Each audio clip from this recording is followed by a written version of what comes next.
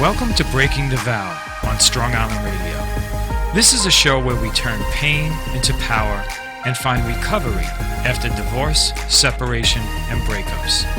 This is where we push the emotional hang-ups to the side and create a plan to reach our best possible potential. This is where the next chapter starts and how the healing begins. So let's welcome your hosts, Theresa D. and Benny, the life coach.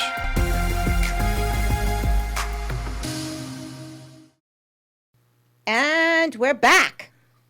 I'm happy to be back. Yeah, I know. I know you know. Yes. And now I know. Yeah, you know. So who are you? I'm Theresa D. And I'm Benny, the life coach. But with us is one of our favorite guests. Yes. We don't play favoritism, but today we do. We kind of do. So, Fun with Fran. Fran Crangle, Professor Fran Crangle, a hero and mentor and very close friend to me. And the show. Hello, And the everyone. show. And me. And Theresa as well. I don't want to be selfish and keep you all to myself. Say hello, Fran. Hello, everyone. So we were talking a little bit in the green room before the show, and we were thinking about what's going on in the world today. So we just went through a really somber memory of what happened on a Tuesday morning at 8:46 a.m., September 11, 2001. Now, I have been tasked before with talking to kids about what that was like, and they weren't born yet. Right.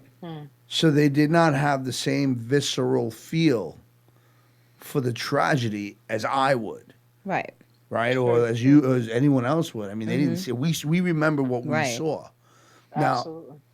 Now, Fred, in your class, what is that like? I mean, you're teaching students about life, trauma, crisis, and a topic like this where they didn't live through, but they know about it. What are the challenges or the solutions that you face in having these kind of conversations in your classrooms? Well, I tend to use visual with when we have these discussions. So actually show some of the things that happened in 9/11. A lot of times, because the students are now in their 20s, have some older ones who have a little bit more memory of it, who were in school when it happened, who actually saw it being televised over and over and over again. And they remember thinking that there were more planes than just two coming through.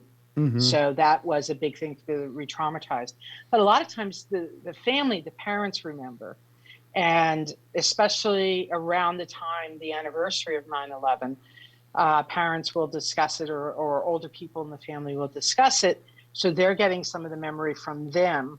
And if, depending on the circumstance of whether the adults actually were on site or had someone close on site, typically whatever the emotional response from the adult gets placed onto the child. So sometimes they may have a reaction to it when we think, well, you weren't even born yet, but because of the generational trauma that goes through.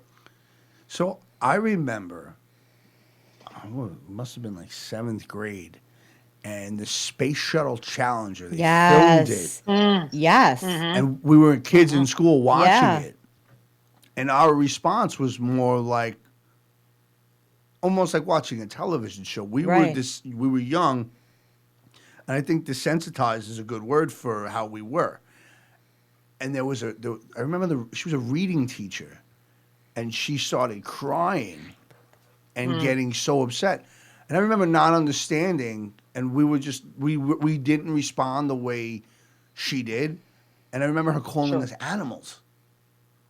Oh, wow. Ooh. Well, back then, teachers You probably were. I don't think I was laughing or anything like that. I just was like, "Wow, the shuttle blew up." Like, it wasn't real to me because I didn't have the understanding of life or death. Right.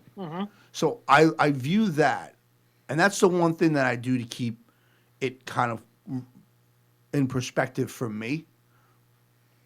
Because when I'm talking to someone who didn't see through it, or maybe they had someone tell them the story, Correct. It was very different. So, or growing up, I grew up in a Jewish family. So I went to Hebrew school. I thought you were hatched. I was hatched. Was hatched as an evil plot. I was hatched, but when they showed us videos of the Holocaust and I was this little boy, I couldn't understand. Well, first of all, I didn't understand why they would show us that video when I was so young. I was too old or too young to ask questions like that. But Right. now, hindsight's 2020. I look back and I realize, like, why would you show people being butchered and murdered? Right. And I didn't have, even though I was told they did this to you. I wasn't alive. They didn't do it to me. But I didn't know how to deal with this. I think there is this tunnel vision that was everyone hates you. Racism's real. Everyone hates you. Anti-Semitism is very real. Everyone hates you. This is what they try to do to you. And I don't know that was helpful. No. I also don't know, is it helpful that the television continuously showed the planes hitting the tower? Yes. So people thought it was happening like all over again. Like the kids were thinking it just kept happening.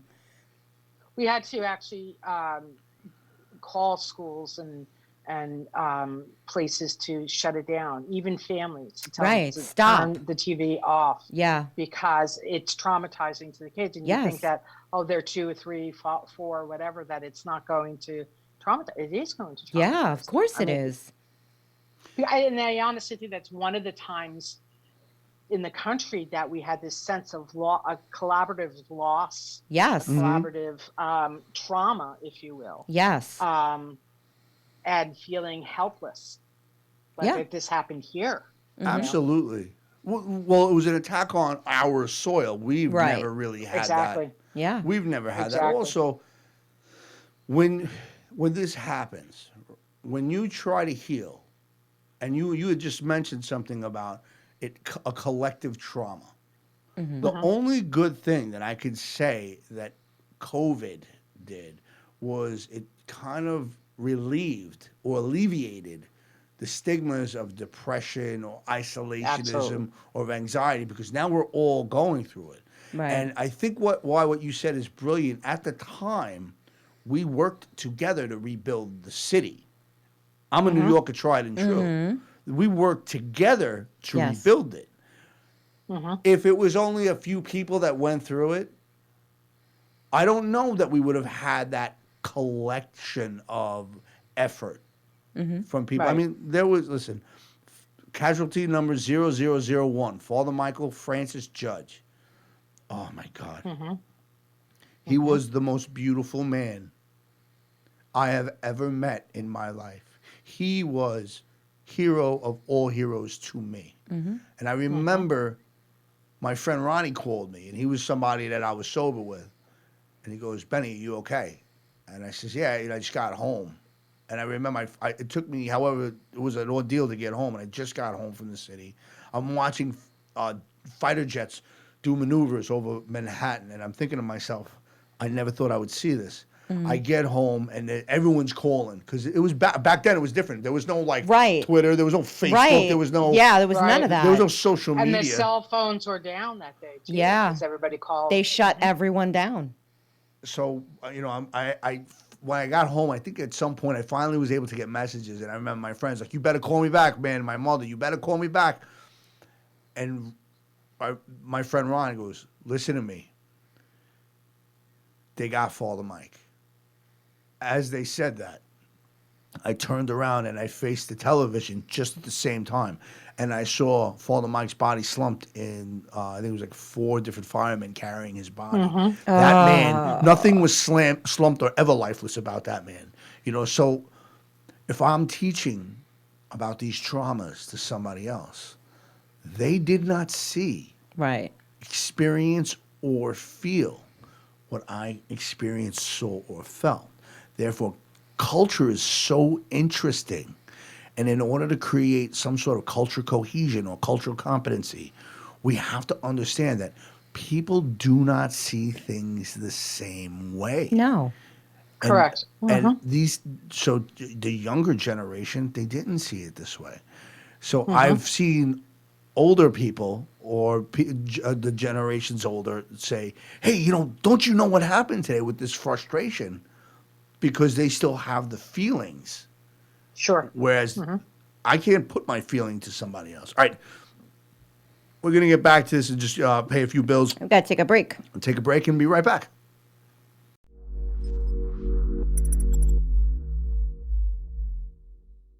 Ben, I found the greatest invention ever. Okay. I went to take my patio furniture out. Okay. And I realized that last year, when I put it all away, I put them in these big zipper bags from Wrap America. Yes. Life-changing. Yes. No. Wrap America is awesome. Tommy definitely helped me out on a few different occasions. It holds patio furniture, wave runners, ATVs. It's weather resistant. Advanced protection wrap. Yes. Is economical and a practical choice. So call 516-830-0040, or you can go onto their website, wrap-america.com. All right, since we have a meeting after this in West Islip, yes, I got a place for us to go. Oh, you do? Because I'm going to be hungry, so we're going to go to Our Little Italy, 636 Union Boulevard, West Islip, New York, 11795. If you want to know, call 631-661-6246. Pickup and delivery are available. Ask for John. Go on www.ourlittleItalymenu.com to find out what they have. Oh, I heard they have good chicken parm. Hey, Ben. Yes? I need to talk about solar energy. Okay. I want to hear about Lighthouse it. Energy Partners. Go solar and start saving today. Makes sense. Owner, operated by women. Ooh. We believe in order to close the gender gap in the energy field, we need to showcase key female players and keeping them behind the scenes. Their mission is to serve clients with the highest level of integrity, stability, and respect by viewing their customers as partners. Any energy project you have in mind, call on Lighthouse Energy, www.lighthouseenergypartners.com, 631-275-0091, located in Babylon Village, New York. So I have great news. Since we do this show on divorce, when divorce hits, maybe you want to sell the house. Maybe you need a C of O, a certificate of occupancy for certain things in the house. So if you're looking to make some home improvements, need an architect, contact Certified Drafting. Selling your home, need permits for existing structures, need a property survey, contact Certified Drafting. Certified Drafting will handle all building department matters, serving Long Island for over 20 years. www.certifieddrafting.com, office number 516-844-0420, or you can email Kevin Daly at certifieddrafting.com. Tell them you heard about this from the show, from Breaking the Vow. You're going to receive a 10% discount. We love Kevin. I love Kevin. I think that's pretty awesome. Okay, and we are back. So Fran, one of the reasons why I consider you one of my most special mentors is the way you view things, the way you heartily experience and express yourself, and the way you can have people relate and understand. We were talking before the break about the difference in culture and that lack of compliance. How do we build that and still have these conversations about trauma, even now? Because it's not just about September 11th. Kids are returning to school. Mm-hmm. Yeah. And we just come off this thing called COVID. I don't know if anyone heard about it. It's been around for a little while, right? How do you create a sense of comfortability and support? And what language can you use that can be compliant between everyone? I think the main thing, and for all of us, if you think about it, everyone wants to feel heard. Mm-hmm. Hear our story, hear where we're coming from.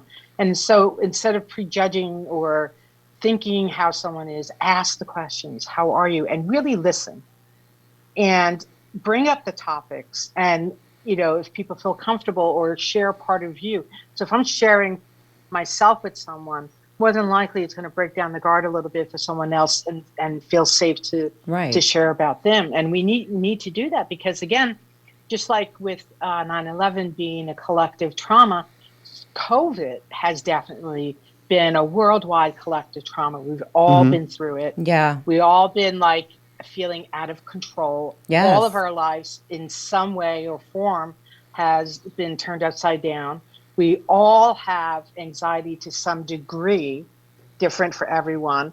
We all feel a little mourning of what life was and what it is now, and a little like scared about what is going to happen next. So if we can relate on that and just the feeling, it doesn't have to be the same feeling. But I think it's important that through the generations, we talk about the things that happen so that people can understand that we don't become desensitized to situations. Right. That's my fear.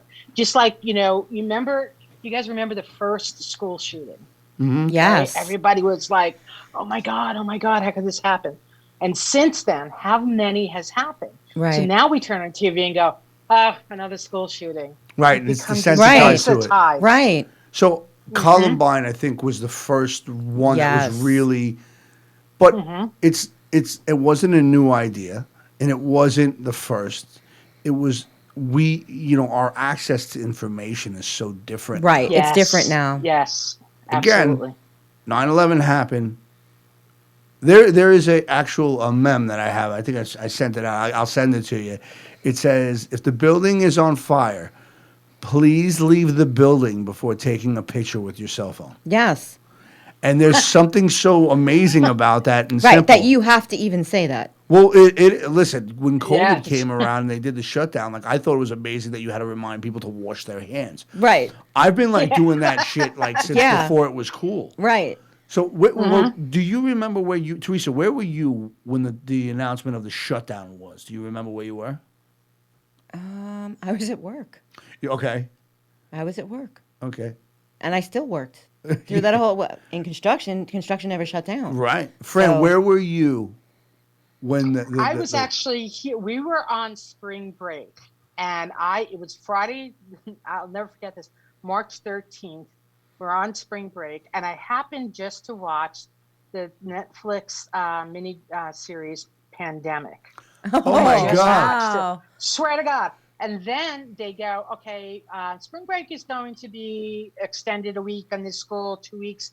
You have to learn this platform and da-da-da-da. And then all of a sudden the everything shut down. And I was like, oh my God, this is like some stuff. This has never happened before. Yeah, no. So you were. Where were you, Ben? Yeah. Well, our work didn't stop. Yeah. It was like another day. So I have a day job that I said one job pays the bills, the other job pays my heart is what I say. Because I do mental health care work, but I'm a local 94 building engineer, so I gotta pay bills, right? Now, Right. Theresa, you remember where you were? You remember where you were sitting and how it all looked, right? Oh yeah. Yeah. So and you're like, my job still got to get done. They were talking about this. Like, there's this thing gonna come. Something's happening. There's this virus coming, and I'm like, whatever. I'm like, we always blow things out of proportion, whatever. I really wasn't paying much attention. So then I have family members calling me, like, are you staying safe? And I'm like, what's going on? What are you talking about? Yeah. So they go, what are you doing? I says, well, I'm actually gearing up. I'm going to Florida. They go, what do you mean you're going to Florida? I was in Florida for the Playlist convention. I took my daughter to the Playlist convention the weekend before the shutdown. Right. So we were in Florida and people were getting sick, but we didn't know why. Like, you weren't wearing a mask on the plane. Nope. Nothing was really happening. You knew that there was a virus out there, but you didn't know that it was serious.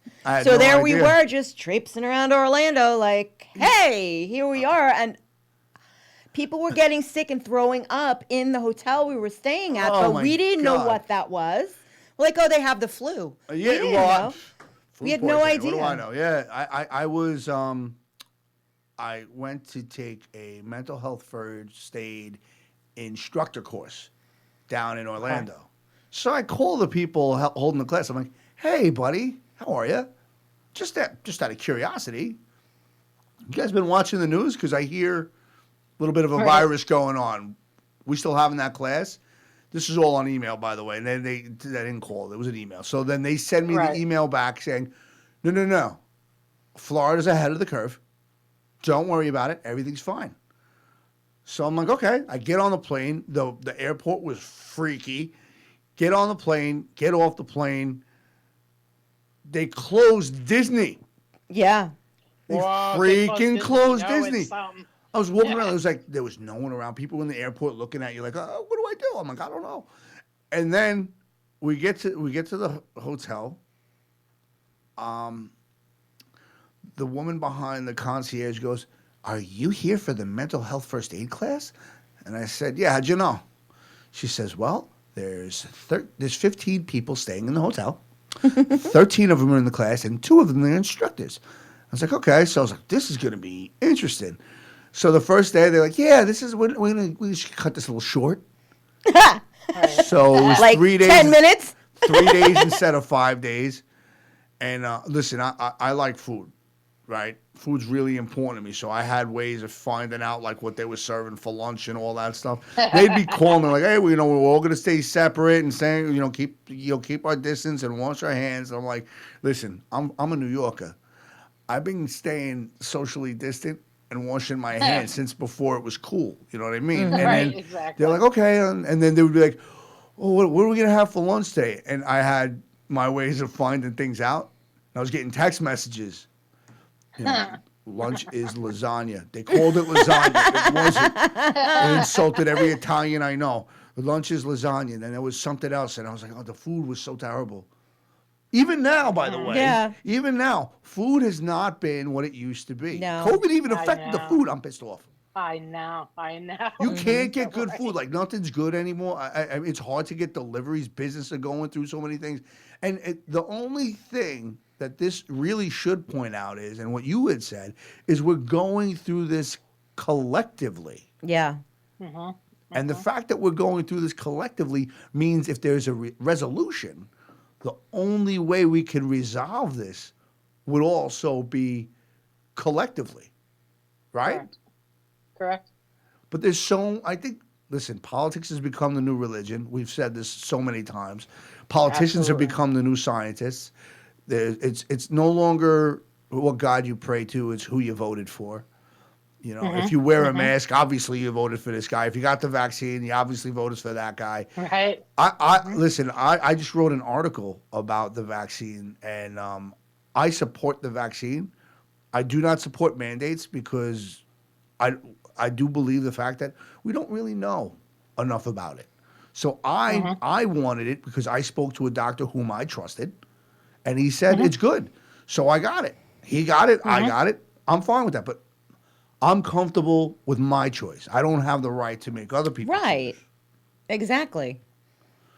So we're gonna go into a break real quick. This flies by. I know. I love It you so really much. does. It does. Yeah, but it's fun. All right, Yes. so let's go. No, Let's take a quick commercial break. We'll We'll be back. right back.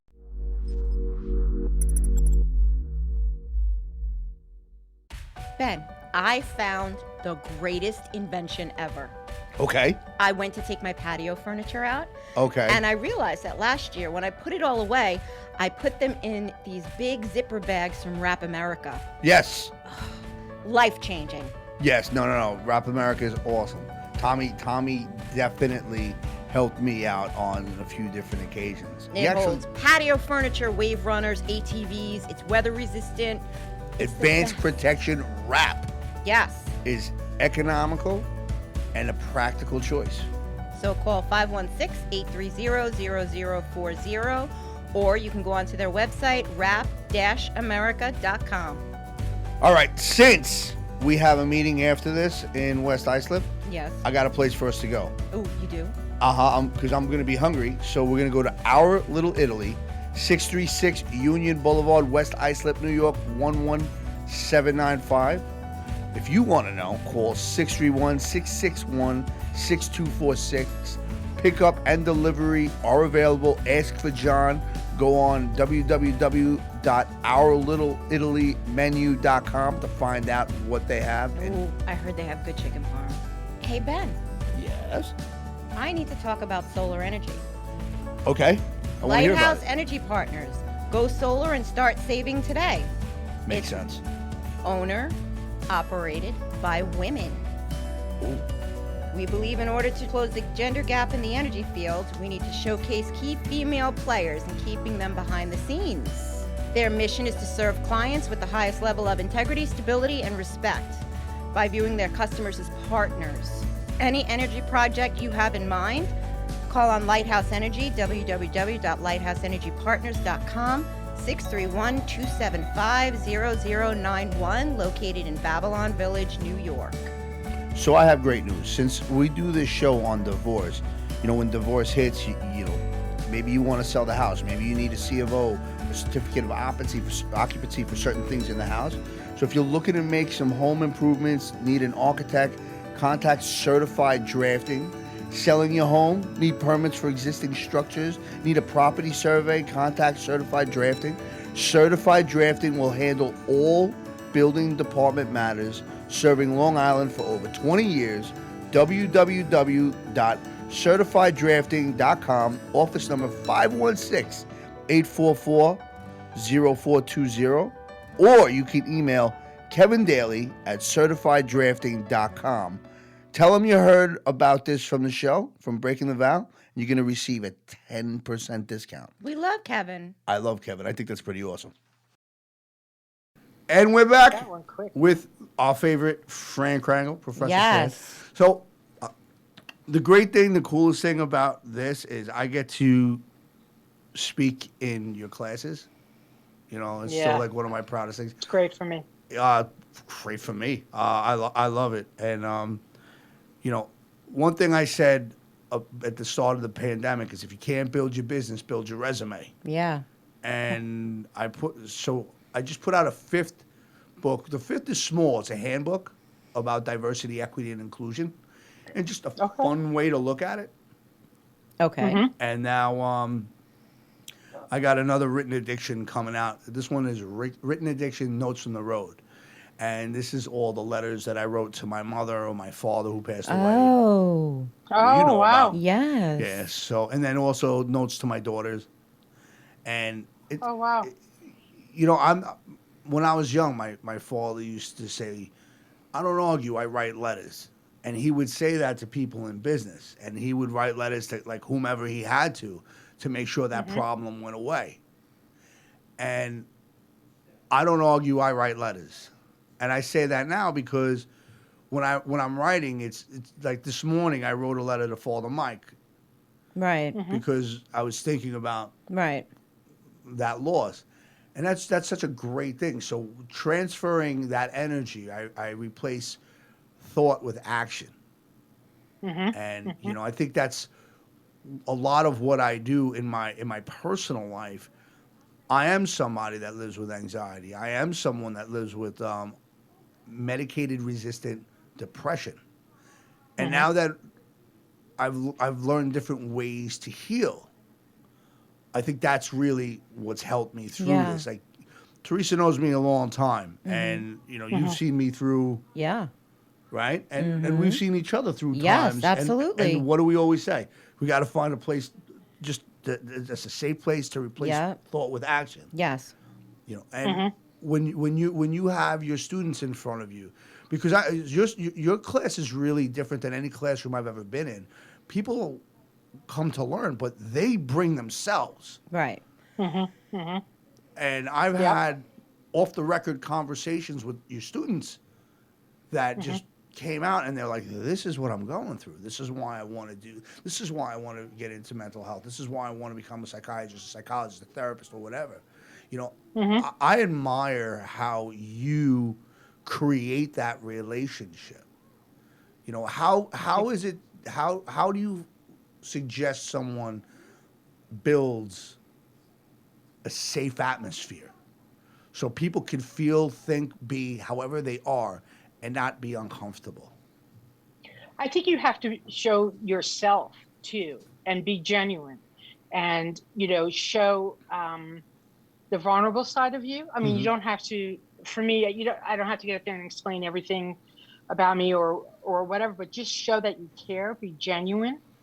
be respectful, and create, like you said, you have to create a safe space. Like, I never record my classes, right? One day they're going to probably make me do that, but I don't record because I want them to feel safe. Because once that recording is done, we don't know where it is. And I explained that up front. I said, I want you to feel comfortable. And I want you to ask the questions and be, like, I put myself out there. So if I do that, I think they feel more comfortable to do it back. Right. And then we're able to learn and the beginning of every semester, I truly mean this. I'm like, we're on a learning journey together. Mm-hmm. And that's what we are, together. Mm-hmm. I am not up here over you. We learn together. And, a lot of times I say in the beginning, like, I don't know everything. And, I don't. So let's work on this together. I want to hear, and I emphasize in a lot of my work, is like, I want to hear you. I want to know what you think. See, I think that's and I think that helps. How you do it, what I think is interesting. So one of the risks they talk about is self-disclosure. And self-disclosure, especially in mental health, is really interesting because you want to show who you are and you want to be true to that and be genuine and wholesome. But self-disclosure can become damaging in the relationship. It can alter the perception of the relationship. It can change the boundary of the relationship. And the way you do it, what I find really interesting is you're able to disclose who you are without that risk of self-disclosure that's overly done, I guess you could say. How do you achieve But you're that? authentic in the moment. You're authentic in the moment. Like, if something, I'll laugh at myself or, share some stories that are kind of benign, or show the emotion. Because what I try to do too is to not only teach the material of what the class is, but to give them from my experience, real life stuff. And when I share stories sometimes about individuals that I've worked with, I do get choked up. Mm-hmm. And I show that humanness of it, that, this still affects me. And I think, and that's not an act, that's genuine. And I think when you're doing counseling or with anybody you meet, if people feel that, they will have a tendency to do the same. Well, I agree with that 100%. Why, which is also why I'm not afraid to show emotion if I do a presentation. Some of my presentations, one could say, might get a little emotional, especially when I'm telling parts of my story. Sure. I think it was the last presentation I did for you was interesting because they read my book. So I'm not used to people knowing my story. Right. And they're asking me questions, and they're like, "What were you thinking?" Right. Like, right. Apparently, I it wasn't. Someone specifically asking you a question, and you were like, "How did you know that?" I read your book. Oh yeah, it's in your book. You wrote that. You wrote that. It's like, oh yeah, I did. So I never remember what I write. When I'm writing, I'm in the moment. My writing is, listen, it's not, obviously it's for publication because it's publicized, but it's really for me. That's the one thing that I have that I equate that to my sobriety. This is the one thing that I have that no one can take from me. This is the one thing that I do every day. And I've learned to grow with it. And part of why I've been able to grow with it is because I have mentors like you. I got friends like Theresa. The students they connect with you then. Because you keep it real. Thank you. Because you keep it real and you show that vulnerability. I mean, we're so used to not showing any vulnerability in our lives in any part of our lives, right? For the most part, especially in business or school or this or that, right? But you have to show vulnerability. We all have vulnerability. And the students so connect with you. And after you come in, that's it. I'm done. It's like, oh, it's Ben coming in again. That's so cool. Ben is so cool. I'm like, all right, Ben got the great evaluation. Very good. As long as we're getting good evaluations. I really appreciate that, and that's cool. I think that I remember, and I say this every time I speak to you, and I'll tell you this every time I see you till the day when we meet in the afterlife. I will always tell you, I remember being petrified in a school. We don't need to talk about the neighborhood or the location, but I remember, I was letting it go. And it was the last block in school, and the bell rang. I go, nobody moves. Last block. Well, I think that's where I got it, because that's what they call You it. got it from Fran. I think that's where I got it. And then I go, nobody moves, and nobody moved. And I was bawling. And then, I mean, so it's interesting when you tell people the truth. There's not everyone that likes the truth. I think there's parents that are like, hey, how come my kid was crying?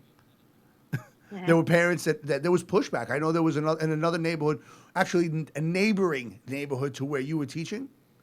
There were parents like, I don't understand why my child came home crying. And I'm thinking to myself, be lucky. Be lucky they came home crying, because I know a lot of kids that never came home again. Right. You know, exactly. honestly, and it's the truth is really what we got to focus on. And the truth is, it's not truth. There's only one truth. Truth isn't relative. Opinions are relative. Yes. You know, and in order, and you know, the constructive conclusion here, obviously, we have to try to figure out a way to get on the same page. Doesn't mean we all agree. Doesn't mean we all see things the same way. Just to build some sort of competency, so then we can at least work together to rebuild. Because now is the time to rebuild. Well, we got to get away from I've never seen this in my lifetime. We're so divisive now. If you're not with me, you're against me. 100%. What is that about?